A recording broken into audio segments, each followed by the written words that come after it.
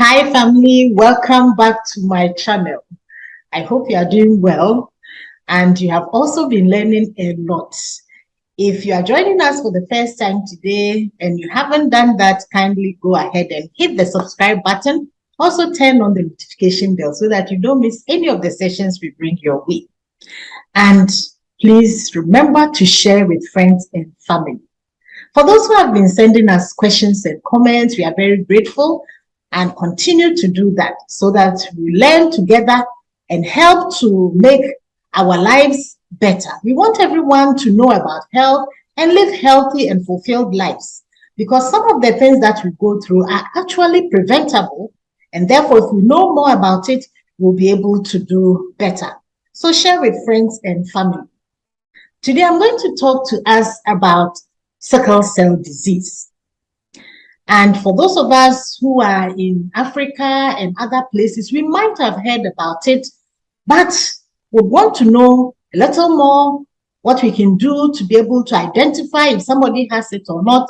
And if we find out, what can we do to help this person to live a life that is as normal as possible? Sickle cell disease is inherited. It is a disease that a child or anybody gets from both the mother and the father. This is very important because it is not just one parent that gives this disease to the child. And it is about the shape of the red blood cell.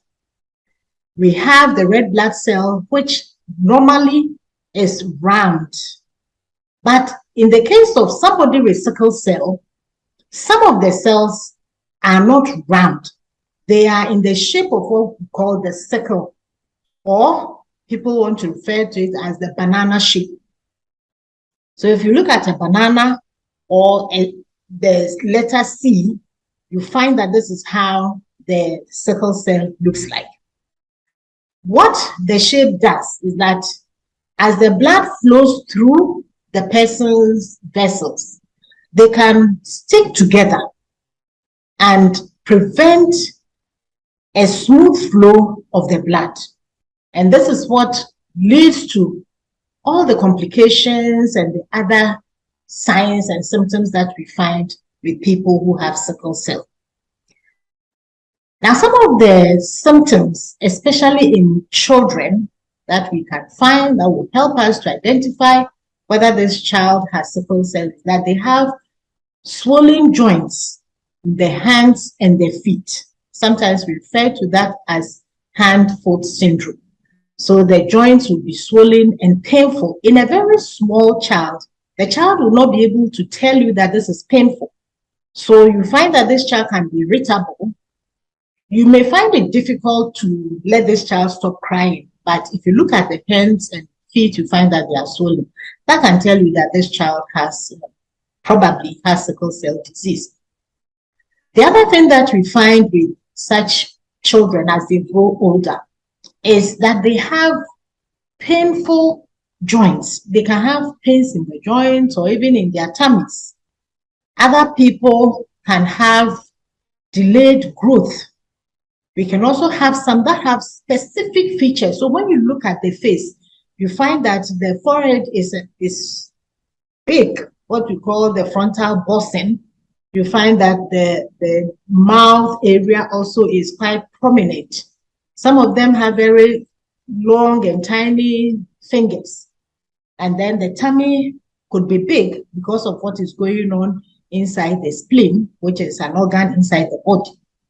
You have some of them having that, showing that. So as soon as you see them, you see that this child probably has sickle cell.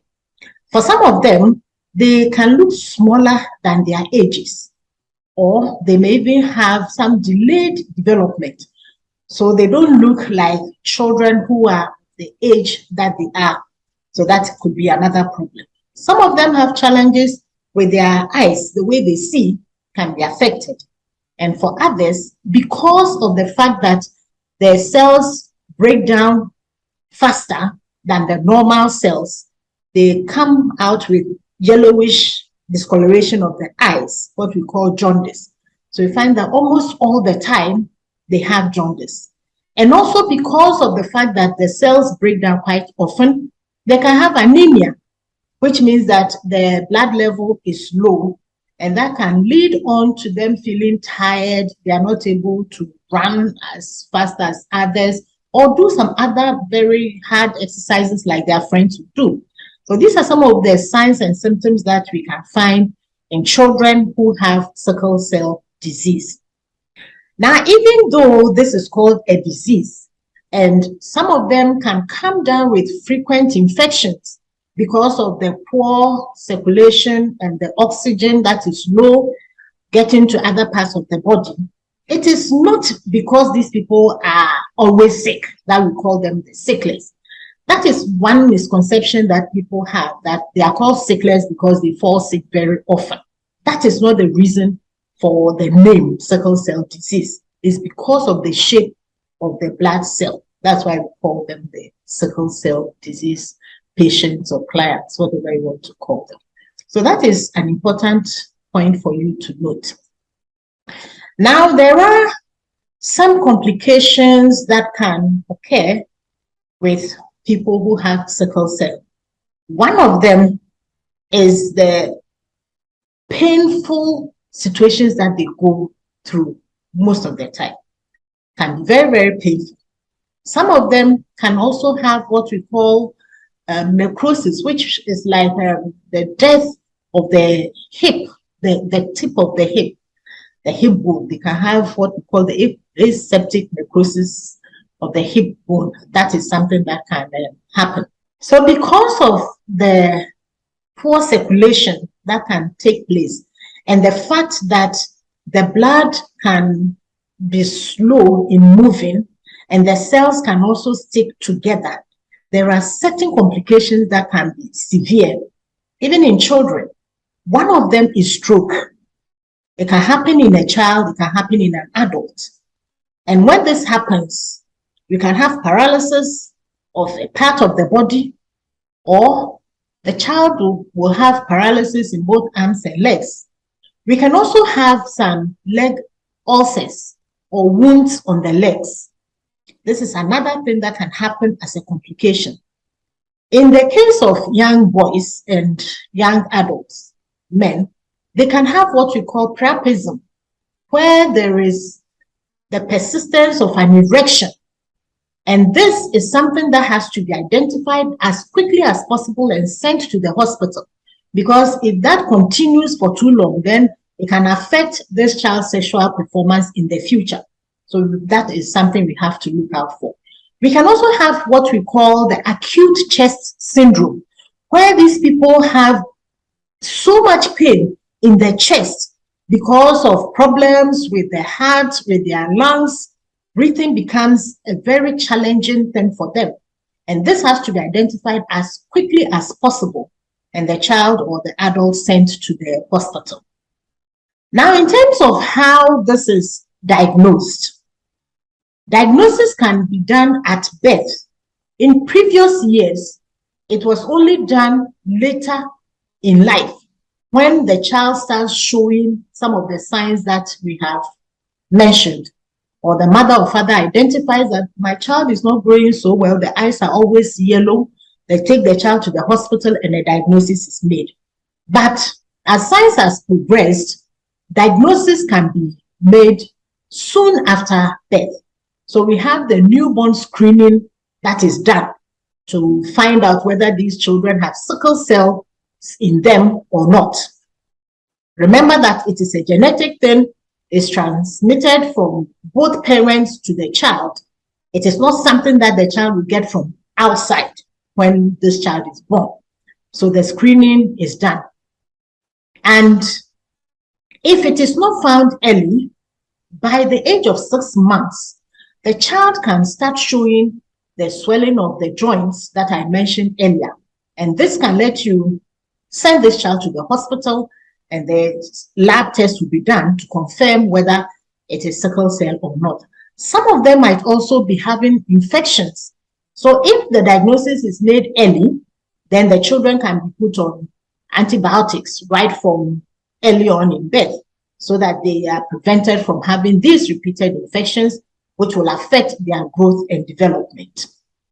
Dear family, if you are joining me for the first time now, this is the online pregnancy school where I talk about the family. We do family health. And today I'm talking about sickle cell disease, looking at the child who has sickle cell disease, some of the signs and symptoms, as well as the complications that can occur. In terms of prevention, one of the key things that will help to prevent sickle cell from happening is when somebody who has the cells, sickle cells, does not marry another person who has sickle cells. Because if you marry someone who has sickle cell, even if you have AS and the person also has AS, there are chances that some of the children that you have would be sickless, or they will have the sickle cell, which is the SS. So if you want to get married, one of the things you can do is to find out your sickle cell state. And then the one that you want to marry would also find out. Some people have not entered into marriage because they found out that both of them were sickle cell patients, and therefore it was better for them not to be married. Others have gone ahead, they have married, and they have had children who have sickle cell. Another thing about the prevention is the screening that is done early and the new science findings that are coming out to help with managing such people, so that for some of them, there has been the need to do some blood genetics to help remove some of the sickle cells from them so that they don't have these painful crisis and the other things that we have mentioned. Another thing that you can do if you have a child, or if yourself you are a sickle cell client or patient, then what you do is to make sure that you keep yourself well hydrated. Drink enough water so you help the blood to move, because the cells will try to stick together, and if that happens, then the flow is delayed. Therefore, oxygen supply to every part of the body is delayed, and that is what will lead to some of the complications that we see. So drink enough water to keep yourself well hydrated. If you can drink about 3 liters of water a day, 4 liters of water a day, that will be helpful. So don't wait till you are thirsty before you drink the water. Make sure that in the morning, afternoon, and evening, you are drinking enough water. And please, if you are the parent of a child who has sickle cell disease, also make sure that this child drinks enough water throughout the day. The other thing you can do is to help prevent infection. That means that this child's hands must be washed thoroughly as often as possible. When the child comes home from playing outside, please make sure that you have washed the hands before the child eats, after visiting the toilet, or anything that you can do to help this child to keep the hands clean. Please make sure that you do that. And if you, as an adult, you also have sickle cell, you can do that. The other thing that you do is to help this child to eat well. So the feeding is very important. Remember that because of the frequent breakdown of the blood cells, these children can become anemic, and they need to eat well to stay healthy. So please make sure that you are feeding this child well. You can also help the child by taking the child through all the recommended vaccinations wherever you are, so that the child doesn't come down with any of the vaccine preventable diseases. That will be helpful for this child. Now, as a parent or as somebody who has the sickle cell disease, another thing you can do for yourself is to learn more about sickle cell disease. There are new treatments that are coming up. Science is still ongoing. Research is still ongoing. And every time there's a need for something to be done, you will know, and you take advantage of that.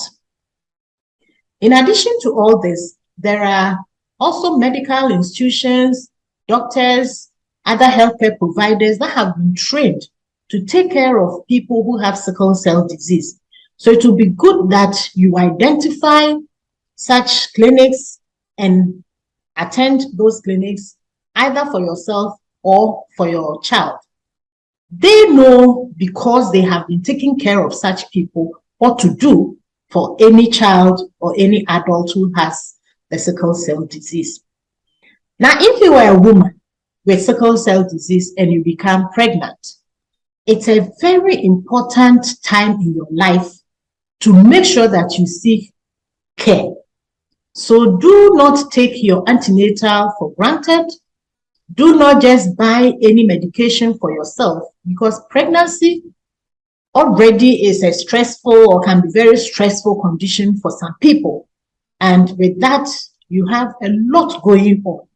If you combine that with the sickle cell and you do not go for the antenatal, that will not be good for you, because you want to go through the pregnancy successfully and have your child. So kindly take advantage of the hospitals that are around you, go for the antenatal, and adhere to every instruction that is given you, and please deliver with a skilled birth attendant. It is recommended that if you have sickle cell and you become pregnant, you deliver in a hospital where they can take care of you if anything happens. We pray that nothing happens, but if you have a complication, then they will be able to take care of you.